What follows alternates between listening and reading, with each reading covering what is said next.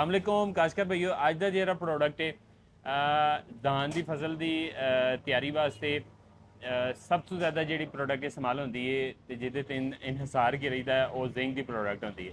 तो काशकर भईया चाहते हैं कि बेहतरीन तो बेहतरीन जिंक इस्तेमाल किया जाए। तो यह प्रोडक्ट है जी जिंक सल्फेट दानेदार। कंज बड़ा मशहूर ब्रांड है, अज तू तकरीबन 8 साल तो चल रहा है पाकिस्तान से। 8 साल तो भी पहले का चल रहा है क्योंकि सानू काम करदे होए हैं तकरीबन कोई 8-9 साल तो उस तो पहला का यह ब्रांड जोड़ा है वो बड़े जोरों शोर नाल चल रहा है। तो कंज का नाम है कंज।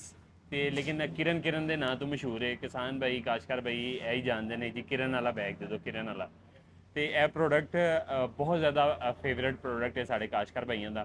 तो इस टाइम साढ़े प्लेटफॉर्म से मौजूद है। तुहानू पता है जदीद तो जदीद प्रोडक्ट जोड़ा है वो साड़ी जी प्रोडक्ट लिस्ट से आंदा रहिंदा है। तो यदा धान के अंदर इस्तेमाल 6 किलो फी एकड़ के हिसाब नाल 6 किलो फी एकड़ साड़ा काशकार भाई यूज़ करेगा तो उन्होंने फसल च जिंक की कमी जी है वो नहीं आएगी। अगर पनीरी की गल करिए तो पनीरी च जोड़ा है वो फी एकड़ 10 किलो तक जोड़ा है जिंक इस्तेमाल करना चाहिए। फिर इस तो इलावा अगर जो पहला मरहला आता है डोज का तो वो यूरिया के नाल 50 किलो यूरिया के नाल 6 किलो जिंक इस्तेमाल कर लिया जाए तो 3 किलो सल्फर इस्तेमाल कर लिया जाए। यह पहली खुराक जी है वो पनीरी की मुंतकिल करने तो बाद देनी चाहिए है जिंक नूं।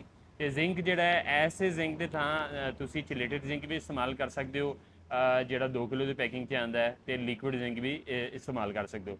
लेकिन इस टाइम कंज बैग जोड़ा किरण के नाम तो मशहूर है वो साढ़े प्लेटफॉर्म पर अवेलेबल है। तुसी हुण ही रबता करके प्रोडक्ट हासिल कर सकते हो। जज़ाकल्लाह, अस्सलाम वालेकुम।